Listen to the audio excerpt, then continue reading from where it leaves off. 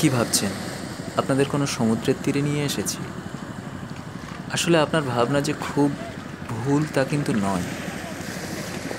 যদিও এটি একটি নদী। হ্যাঁ, ঠিকই শুনেছেন, এটি একটি নদী। এবং এই নদীটি এতটাই বড় আড়াআড়িভাবে, বা এর চওড়া এতটাই যে এর এক পার থেকে অন্য পার বা এক কূল থেকে অন্য কূল এমনকি ঝাপসাও পর্যন্ত দেখা যায় না। এই নদীটি আপনি দেখতে পাবেন দক্ষিণ চব্বিশ পরগনা জেলার ডায়মন্ড হারবারে।